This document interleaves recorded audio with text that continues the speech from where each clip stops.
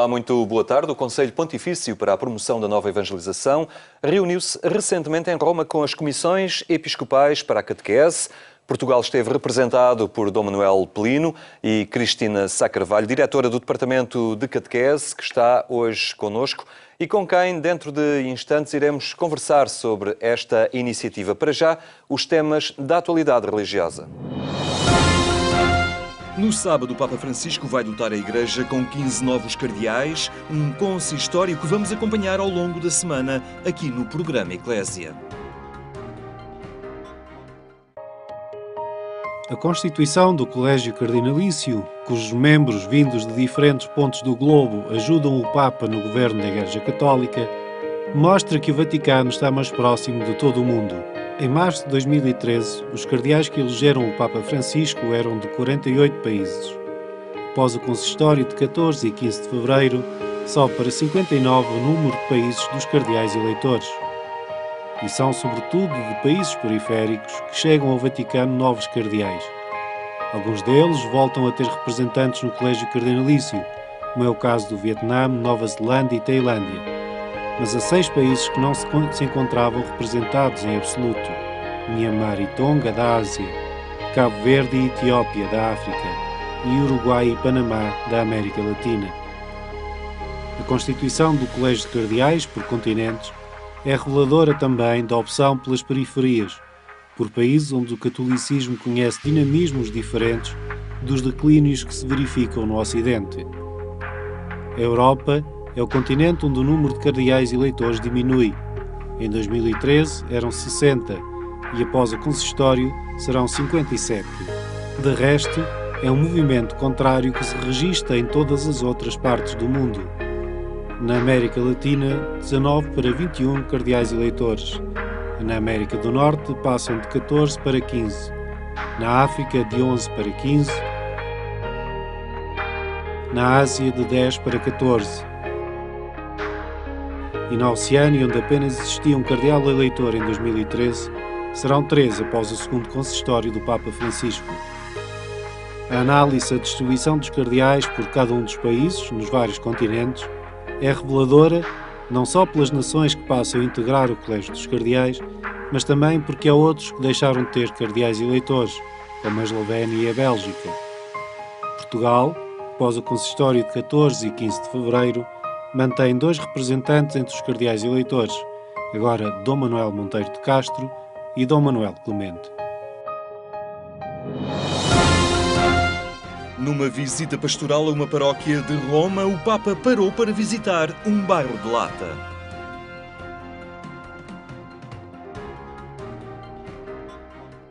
Foi uma paragem surpresa num bairro de Lata para cumprimentar imigrantes e refugiados de vários países antes de visitar a paróquia de São Miguel Arcanjo, na periferia norte da cidade de Roma. O Papa contactou com diversas famílias carenciadas, visitando-as no bairro que habitam. Francisco encontrou-se depois com vários grupos da comunidade católica, a começar pelos doentes e pelos sem-abrigo que ali são apoiados, para prosseguir depois com as crianças batizadas no último ano e os seus pais. O Papa deixou como oferta aos sem-abrigo desta paróquia vários sacos-cama, adequados ao inverno, que vão ser distribuídos pela comunidade de Santo Egídio. A economia que mata e a economia que faz viver foram o centro do debate nas Jornadas de Teologia da Universidade Católica no Porto. A provocação chegou com a exortação apostólica do Papa à alegria do Evangelho, onde Francisco denunciava uma economia que mata. Assim, a Faculdade de Teologia da Universidade Católica no Porto desafiou a Faculdade de Economia e Gestão para, em conjunto, refletirem sobre o tema no contexto de crise que estamos a viver. É interessante a gente ver, digamos, o modo como as pessoas do mundo da economia, os economistas, olham também para aquilo que diz a exortação apostólica. E, evidentemente, aquela expressão que soa até um pouco provocatória, esta economia mata, evidentemente é preciso vê-la, é preciso ver que economia é esta, e no contexto da exortação fala-se das questões da desigualdade, tudo isso, mas para quem está muito habituado a lidar com as questões económicas, a pensar que os mercados se regulam por si mesmos, eventualmente, evidentemente que é interessante ver o que é que pensam sobre estes textos e se calhar vermos que nem sempre andamos tão distantes. A Universidade Católica detém uma das faculdades de Economia e Gestão com maior reconhecimento internacional, e isso representa uma responsabilidade acrescida para que se conciliem as regras económicas com o respeito pela dignidade e pelos valores. Andamos a formar economistas que têm que ser muito competentes na sua área, mas que têm simultaneamente que perceber e percebem, e penso que aquilo que a gente foi ouvindo aqui ao longo desta semana, mesmo da parte dos economistas, digamos que a pessoa humana tem que estar no centro disso tudo, e por isso, evidentemente, não matamos pessoas humanas, mas pelo contrário, procuramos e precisamos de aprofundar e promover uma economia que promova precisamente a pessoa. O Bispo do Porto, que participou nos trabalhos, não tem dúvidas de que a Universidade Católica Portuguesa tem o dever de associar a teoria económica ao serviço do bem comum. A Escola de Economia e Gestão é uma das escolas mais prestigiadas do país e da Europa, e isto também nos orgulha. E ela é prestigiada porque, na vertente do conhecimento técnico de vanguarda, tem uma base muito sólida de humanismo e de valores cristãos, e por isso ela forma e educa futuros profissionais nesta área da gestão e da economia, que procuram fazer viver, não apenas fazer viver uma economia, mas fazer viver pela gestão e pela economia uma sociedade justa, solidária, que tem no horizonte o valor da dignidade humana, da vida e do bem comum. No Porto, a Faculdade de Economia e Gestão ativou uma área transversal de economia social, onde os projetos de desenvolvimento conjugam a gestão com a promoção social. No qual temos em curso cerca de 30 projetos de natureza muito diferente, projetos de nível local, regional, nacional e internacional, em diversos domínios, desde coisas que são normais numa universidade, como mestrados, pós-graduações, diversas formações, mas também muito trabalho no terreno com as organizações de economia social, que estão aí todos os dias a lutar para que este país seja um país melhor e que para os problemas sociais que nos afligem sejam cada vez menos, ou que pelo menos sejam combatidos e não se agravem. As Jornadas de Teologia do Porto são também um momento formativo para as comunidades cristãs e para o clero da Diocese, que desta vez pôde aprofundar esta parceria de teologia e da economia ao serviço do bem comum. O Observatório para a Liberdade Religiosa promoveu uma conferência que quer ser uma oportunidade de diálogo entre as comunidades judaica, islâmica, cristãs e especialistas na temática religiosa. Habitualmente remetida para a esfera do privado, a dimensão religiosa na pessoa e nas sociedades adquire nova centralidade nos debates por causa dos acontecimentos terroristas cuja ligação à religião pode ou não ser uma realidade. No debate do Estado Islâmico à Europa desencantada, desafios à liberdade religiosa, os atentados num jornal em Paris foram um motivo para diálogos entre representantes de diferentes religiões e para afirmar a impossibilidade de fazer guerra por causa da religião. Se pode fazer guerra em nome da paz, não é? Portanto, isto é invocar o nome de Deus em vão. Sabemos bem que é pecado em qualquer religião, não é verdade? Portanto, não vejo fundamento nessa coisa do Estado Islâmico. Há pessoas que estão a proclamar o tal Estado Islâmico para benefícios que não são próprios. O profeta nunca admitiria essas violências, porque ele sempre respondeu de uma forma diferente. Era a resposta que dava sempre quando havia violência era salam, paz. Ouça, não é fácil fazer isso, mas é importante fazer. E é isso que nós temos propagado junto dos nossos irmãos. Na Europa é um medo que está instalado. Eu poderia dizer, eu não vou fazer propaganda ao islamismo, mas poderia dizer que mais com medo das reações da própria Europa, as pessoas desconhecem muito do que é o judaísmo e o que é o islamismo. Portanto, e por outro lado, bebem facilmente tudo aquilo que lhes aparece, quer pela internet, quer pelos próprios jornais. Uma situação que coloca desafios à liberdade religiosa na Europa. Primeiro, são os desafios fundamentalistas que nós estamos a ver, que desafiam, digamos, as religiões tradicionais e se transformam em verdadeiras escolas de terrorismo. Este é um dos desafios. E, por outro lado, é, digamos, o facto de a Europa de se esquecer por vezes das suas raízes históricas, judaico-cristãs, que são muito importantes. Isto não significa que nós tenhamos que ser todos crentes. No dia em que a Europa reconhece, então, a sua, digamos, falha tremenda na maneira como regiu a convivência humana a um nível planetário, então abrir-se-á mais facilmente ao património comum, pelo menos ao nível do Mediterrâneo. Na Europa, o problema da liberdade religiosa coloca-se a um outro nível. A partir de uma certa deriva secularista, houve a tentação e a tendência de empurrar o religioso para o privado. Ora, isso é um erro, porque a dimensão religiosa é inevitável se quisermos compreender integralmente o ser humano.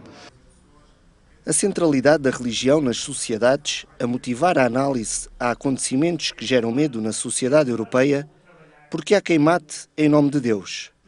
Não só na Europa, mas em todo o mundo. Essa informação foi também apresentada neste colóquio, promovido pelo Observatório para a Liberdade Religiosa, pela Fundação Ajuda à Igreja que Sofre, que publica, de 2 em 2 anos, o relatório sobre liberdade religiosa no mundo.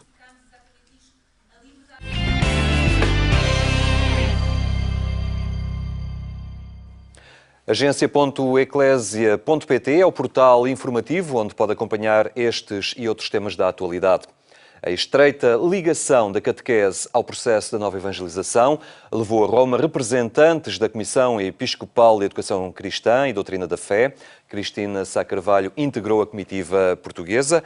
Muito boa tarde. Obrigado por estar uma vez mais no programa Eclésia. Qual foi realmente o objetivo deste encontro das diversas comissões episcopais para a educação cristã com o Conselho Pontifício? O que é que esteve na ordem dos trabalhos? Foi sobretudo um encontro de natureza institucional, não é? Também para mostrar às conferências episcopais dos vários países da Europa qual será daqui em diante o trabalho que o Conselho Pontifício vai fazer relativamente à catequese, para conhecermos as equipas de trabalho e também para voltarmos a conversar entre nós, uma vez que os vários diretores apresentaram os seus relatórios e pudemos conversar e também compreender quais serão as novas instruções, digamos assim, e sobretudo as linhas de trabalho para os próximos anos, uma vez que a catequese está recentemente no Conselho Pontifício, não é? E, portanto, isso pode implicar algumas mudanças e, sobretudo, como nos foi dito, implicará certamente um reforço do interesse e do trabalho em torno da catequese. O que é que, de alguma forma, pode mudar na catequese nesta linha das prioridades da nova evangelização? Eu acho que mudará um pouco em torno daquilo que são as prioridades do Papa Francisco. De alguma forma, lembrando aquilo que o Papa disse em Estrasburgo, não é? Há uma visão de que a Europa está cansada e que, apesar da Europa ter vivido, e outras partes do mundo, mas também a Europa, um grande movimento de renovação da catequese após o Concílio Vaticano II, se nota um cansaço e uma preocupação. São sociedades que se estão a secularizar muito rapidamente, mas também estão a desumanizar-se muito rapidamente. fazendo entre as suas principais vítimas as crianças e os adolescentes, que afinal serão os homens e as mulheres do futuro, e portanto tudo isso é uma preocupação conjugada. E portanto, no fundo, também ajudar a Europa a ver a catequese a partir daquilo que é o ponto de vista do resto do mundo. Eu acho que o Papa Francisco trouxe à sede do Vaticano a visão de alguém, como ele disse, que vinha de muito longe, de continentes em que a catequese tem um vigor, uma alegria, uma criatividade e uma presença na Igreja que, de alguma forma, se perdeu um pouco em termos de vigor, de alegria e até de reconhecimento nas igrejas da Europa. É um pouco o abrir a catequese, o colocá-la mais, digamos, no meio das realidades sociais do nosso tempo, fazer sempre, continuamente, esta ponte entre, ao fim e ao cabo, a doutrina cristã, a educação cristã, mas também a leitura da realidade em que as pessoas estão inseridas, em que as crianças vão crescendo. É um pouco esse também o sintonizar a catequese com as prioridades da nova evangelização? Sim, essa questão da cultura evidentemente foi reafirmada, por um lado porque a dimensão da enculturação já faz parte do pensamento catequético e em termos de evangelização há algumas décadas. Por outro lado também temos hoje a consciência de que as novas possibilidades culturais, nomeadamente a internet e a cultura tecnológica, não são apenas novas linguagens, são novas formas de habitar o mundo, portanto novas culturas, que é preciso conhecer, aprofundar e com que é preciso aprender a dialogar. Mas, no fundo, também é saber reafirmar no mundo de hoje os tesouros que são sempre antigos e sempre novos. Nomeadamente, uma questão que é muito clara para o Papa Francisco, que é o lugar do primeiro anúncio, não é? Portanto, a questão carigmática da catequese, que ele traz com uma perspectiva nova, não é apenas a questão do primeiro anúncio, no primeiro momento, no processo de evangelização que muitas vezes se vê como anterior à catequese, mas é o primeiro anúncio presente no coração da evangelização e também no coração da catequese, no sentido em que anunciar a pessoa de Jesus Cristo e uma vida em relação com Ele é sempre o centro da evangelização e o centro da catequese. Portanto, é primeira em momento, mas é sobretudo primeira em prioridade. E nós sabemos que nas convulsões e nas dificuldades que temos tido aqui na Europa, muitas vezes, até pela crescente multiculturalidade, etc., vamos retirando o essencial da mensagem, corremos o risco de fazer uma seleção dos conteúdos ou de tirar a espessura teológica na mira de que é mais simples, de que é mais acessível às pessoas. E o Papa vem-nos dizer que não é esse o caminho e que, portanto, é sempre um reforço da identidade. Depois também, além da dimensão carigmática, a dimensão sacramental e mistagógica, não é? Portanto, o viver intensamente em função da Eucaristia, o revisitar a experiência sacramental para dar força, não é? Portanto, esta combinação de facto em conteúdos com espessura teológica e uma vida sacramental que é feita com seriedade. Aqui na Europa muitas vezes temos a ideia de que a participação dominical é uma espécie de picar-ponto que fazem alguns cristãos mais simpáticos, mas a questão é que de facto não é possível viver a relação profunda com o Senhor e com os outros se não passamos pelo encontro com Ele. E esse encontro é obviamente um encontro eucarístico. E depois também, em todos os outros aspectos que são relevantes para a nova evangelização e, portanto, também para a catequese, nomeadamente a diaconia, o serviço, aprender a ser bom praticando o bem e servindo os outros, não é? A dimensão da caridade. E depois uma outra dimensão que é muito importante do Papa Francisco, e se nós também acompanharmos um bocadinho aquilo que ele já escrevia quando estava em Buenos Aires, que é a vida das comunidades. Aliás, na nossa própria reflexão catequética aqui em Portugal, nós muitas vezes compreendemos que os problemas que a catequese tem, porque os tem, são muitas vezes problemas que não são essencialmente de natureza catequética, são de natureza eclesial, ou seja, das comunidades de fé. Não é? Como é que nós vivemos as comunidades de fé, como é que as próprias comunidades de fé são lideradas e como é que cada cristão se sente responsável por aquela vida da comunidade, não é? Que é a sua, onde ele se alimenta, mas na qual ele também alimenta e acompanha os outros. Portanto, todas aquelas dimensões de proximidade, de identificação de que o Papa Francisco tantas vezes fala e tão bem, que foram realmente chamadas a esta reflexão sobre a catequese no processo da nova evangelização. Um dos sublinhados da nova evangelização é precisamente a tónica do anúncio, não é? Todo o batizado é desafiado a propor ao mundo e a dialogar diretamente com o mundo a sua convicção, o seu ser cristão.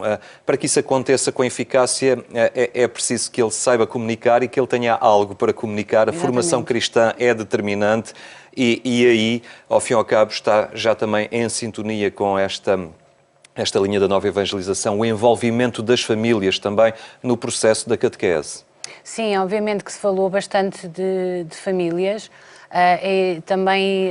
Pronto, o Conselho já se reuniu também com países de outras latitudes. Neste momento falta praticamente só o Brasil, os Estados Unidos e o Canadá para serem auscultados. E há esta consciência de que noutras latitudes a dimensão familiar é muito forte.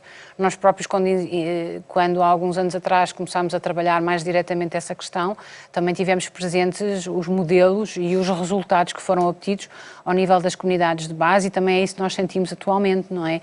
Que estes pais que estão mais envolvidos na catequese e que estão na catequese familiar ou na escola paroquial de pais, são pais que estão mais por dentro e são pais que também se sentem chamados a participar. E, portanto, nós também sentimos, e isso também nos foi dito, quer dizer, em todo o lado onde a catequese está viva, as comunidades têm mais possibilidades de viver e de cumprir o seu papel.